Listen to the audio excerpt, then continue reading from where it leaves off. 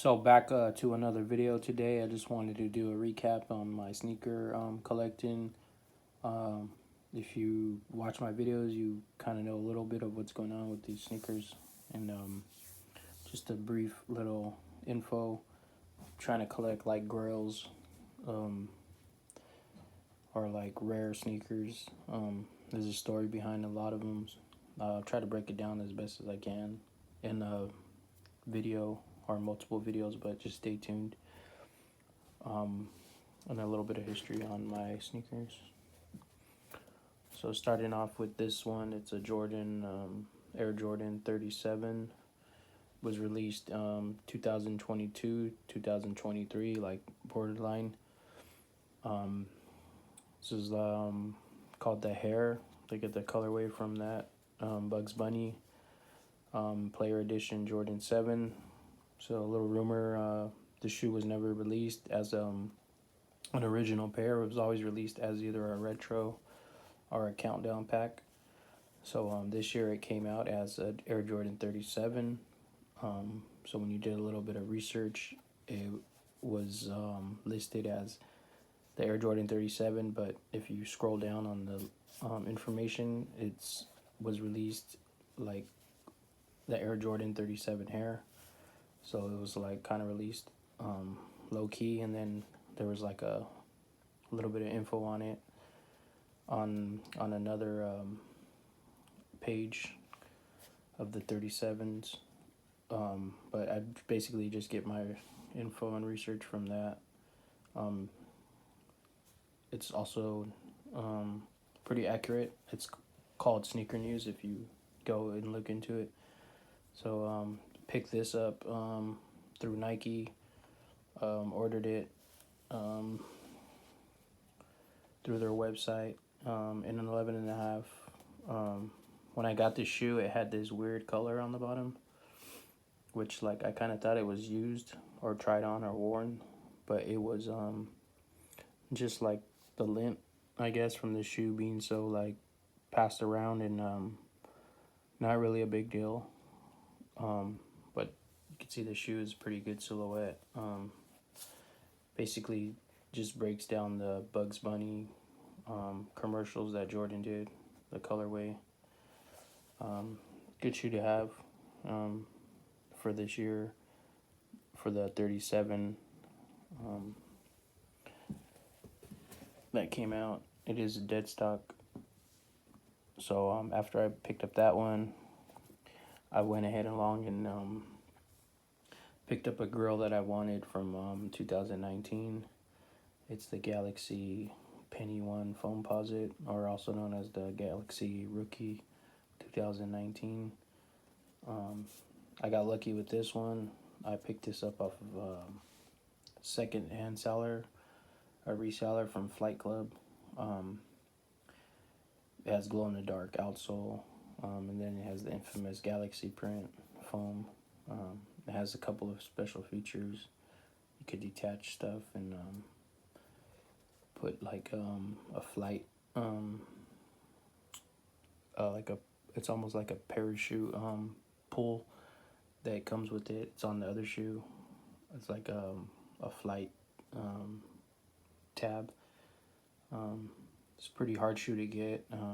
I tried to pick this up when it released Nike back in 2019 for the raffle. I didn't win, of course, so I just gave up, and then just always was trying to hunt it down, but I finally picked it up. I didn't want to buy it because I knew it wasn't going to be from Nike, so just gave up. But then I got lucky and got a pair from Nike somehow, some way, through like just smart timing.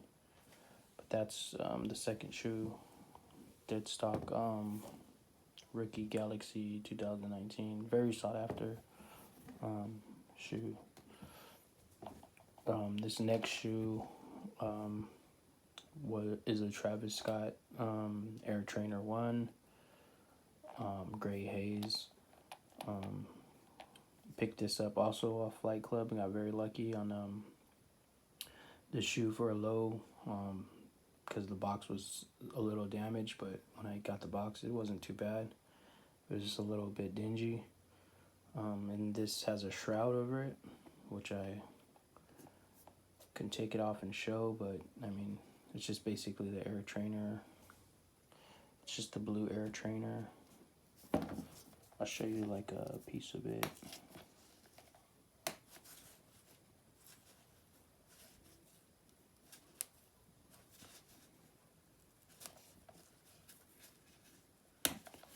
So it's just the air trainer underneath, as you can see.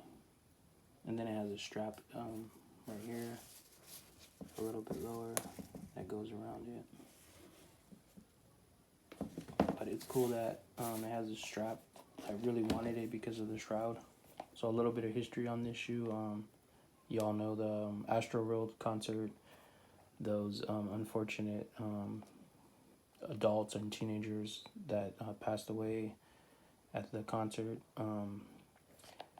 It was unfortunate that Travis Scott sneaker releases were postponed, and there was no releases for that actual time during that happened.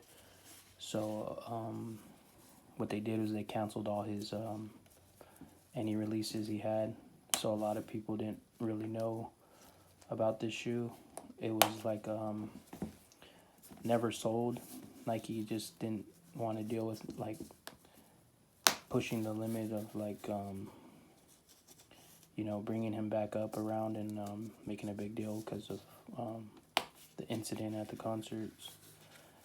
So this shoe was not released like to public, or it wasn't released in any stores, as well as the two Air Maxes, the lemonade and then the chocolate. And then there's another version of this, it's the chocolate version.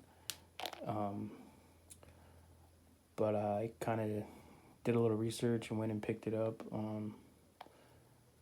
just for the fact that it's a non-release. And then it was supposedly released only at the Travis Scott website, but I don't even know the rumor if it was.